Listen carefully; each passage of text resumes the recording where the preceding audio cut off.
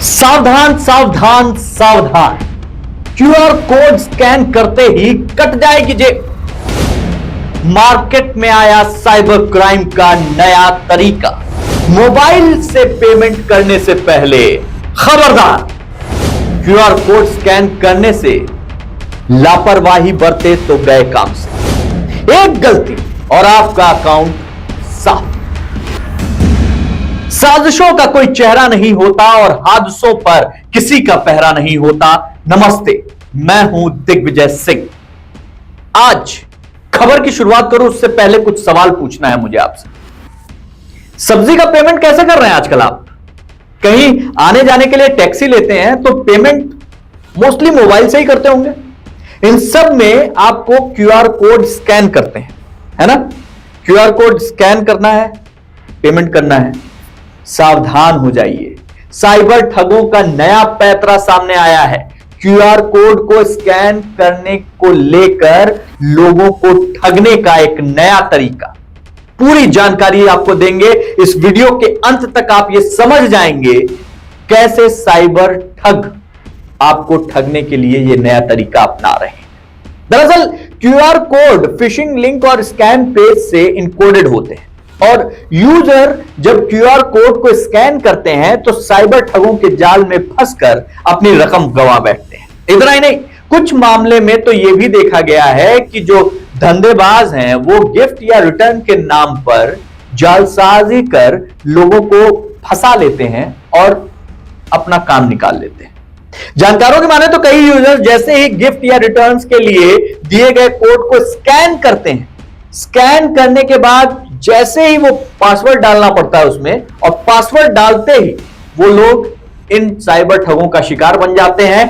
खाते से पैसा कटकर सीधे इन साइबर ठगों के अकाउंट में पहुंच जाता है।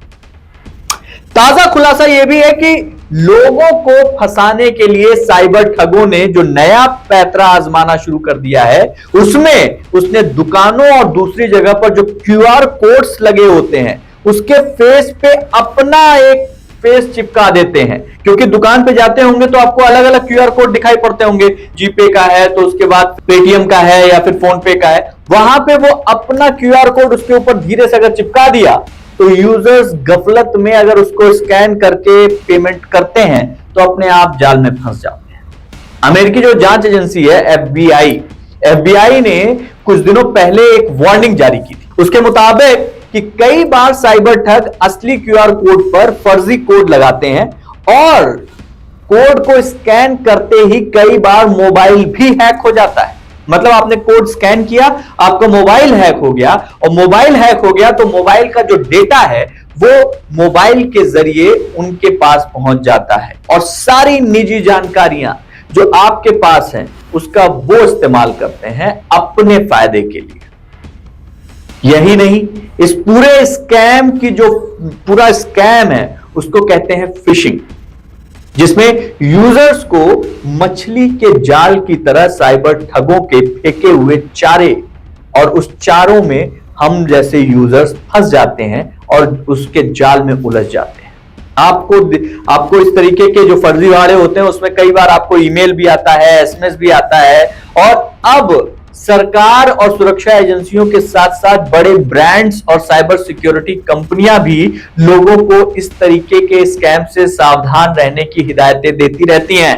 इसके बावजूद लोग फंस रहे हैं क्योंकि लोगों को पता ही नहीं है कि ठगी का ये जो नया तरीका है वो कितना खतरनाक और कितना सरल हो चुका है। लोगों को जागरूक बनाने के लिए बहुत सारी चीजें की जा रही हैं, जिसकी वजह से अब लोग एसएमएस पे ध्यान नहीं देते, ईमेल पे, इस तरीके की चीजों पे ध्यान नहीं देते। लेकिन आप जब दुकान पे सामान खरीदने जाते हैं या फिर आप किसी चीज का पेमेंट करने जाते हैं तो वो पेमेंट करने के चक्कर में सामान खरीदा, पेमेंट किया, अगर गलती से वो जो क्यूआर कोड का स्कैन है उसको वहां पे फर्जीवाड़े के लिए जो साइबर ठग है कोई और स्कैन का वो चिपका अपना वो स्कैनिंग करके चिपका सकते हैं, तो समझ लीजिए आप बहुत बड़ी मुसीबत में फंसने जा रहे हैं।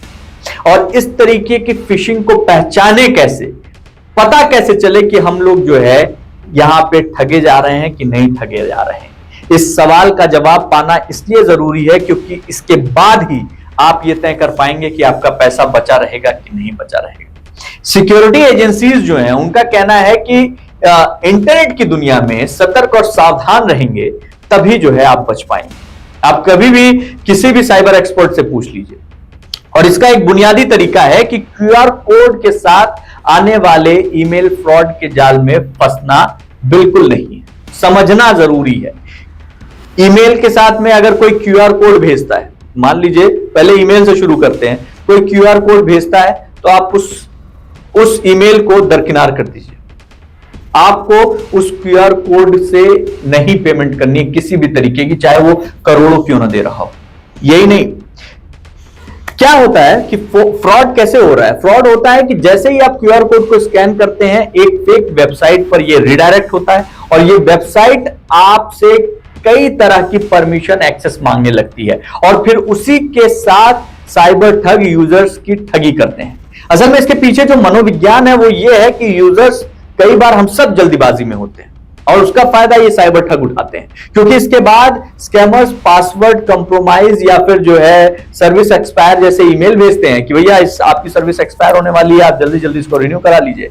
लोग जल्दीबाजी में गलत कदम उठाते हैं और फंस जाते हैं। क्यूआर कोड को भी स्कैन करते समय आपको जल्दीबाजी नहीं दिखानी।